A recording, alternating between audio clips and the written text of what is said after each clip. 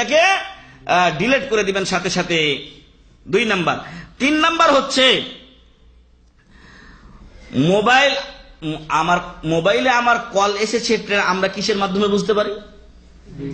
Ring এর মাধ্যমে বুঝতে পারি। আর এই রিং মেলা রকম থাকে, তাই না? বেশিরভাগ রিং গুলো কি থাকে? মিউজিক হালাল না হারাম? হারাম। মেলা লোক বা বেশিরভাগ লোক মিউজিক ব্যবহার করে, এবং মেলা লোক আছে হতভাগার দল গান ব্যবহার করে, বরং ড্যান্সওয়ালা গান ব্যবহার করে, আবার মাঝে মাঝে মসজিদেও যায় আর এই বাজনা বেজে উঠে। অতএব আপনি যদি একজন সম্মানিত মুসলিম হয়ে থাকেন তাহলে মিউজিক ব্যবহার করবেন না। গান বাজনা তো মেলা দূরের কথা, বরং একটা সুন্দর সম্মানজনক রিংটোন আপনি ব্যবহার করবেন, যা আপনার উদ্দেশ্য বাস্তবায়ন করবে যে হ্যাঁ আমার একটা কল এসেছে। এজন্য যেই মোবাইল রিংটোন গুলো আছে সেখান থেকে আপনি খুঁজুন যে কোনটা ভালো শোনায় এবং মিউজিক নেই, ওই রিংটোনটা আপনি কি করবেন? চয়েস করবেন, সেটা আপনি ব্যবহার করবেন। 4 নাম্বার হচ্ছে যে আপনার মোবাইলে কোনো সময়, মেলা সময় এই প্রশ্ন আমাদের কাছে এসেছে এবং আজকেও আমরা বলছি যে মোবাইলে রিংটোন হিসাবে আজান অথবা কোরআনের আয়াত সেট করবেন না, অথবা কোনো দোয়া সেট করবেন না।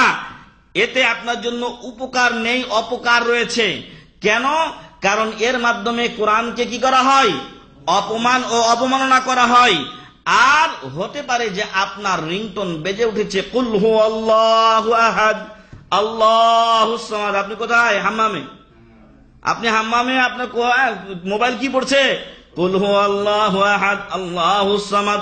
জায়েজ নয়। অতএব কোরআনের রিংটোন ব্যবহার করবেন না।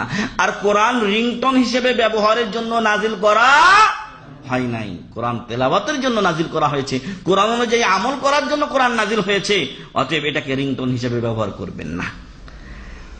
তারপরে আরো খারাপই আছে, শুধু হাম্মামে নিয়ে যে আপনি গুনার ভাগী হলেন সেটাই না, বরং একটা আয়াত ওই রিংটোনে বাজছে, আপনি এমন জায়গায় গিয়ে আপনার বারবার কলটা আসতেছে, আপনি কেটে দিলেন, অথবা রিসিভ করলেন, এমন জায়গায় গিয়ে রিসিভ করলেন যেইখানে তার অর্থটা কুফরিতে পরিণত হয়ে গেছে, হয় না? আল্লাহ কোরআনে বলছেন কি? ফা'লাম আন্নাহু লা ইলাহা ইল্লাল্লাহ, জেনে নাও যে আল্লাহ ছাড়া সত্য কোনো মাবুদ নেই। আপনি এই আয়াত সেট করে রেখেছেন। একটা উদাহরণ আমি দিচ্ছি। রিংটোন আসলো, ফা'লাম আন্নাহু লা ইলাহা, ফা'লাম আন্নাহু লা ইলাহা। আপনি করলেন কি? আপনি কি অর্থ বুঝেছেন? জেনে নাও যে কোনো মাবুদ নাই, নাউযুবিল্লাহি মিন যালিক হিসাবে এসেছে, বুঝে আসছে আপনার। আপনি যখন রিসিভ করলেন তখন তার অর্থ হলো কুফরি অর্থ অথবা অপরিপূর্ণ অর্থ, সবগুলোই হারাম। এজন্য মোবাইলে কোরআনের আয়াত রিংটোন হিসাবে সেট করবেন না, অথবা আজান কেউ করবেন না। কেন? কারণ হতে পারে যে আপনি যখন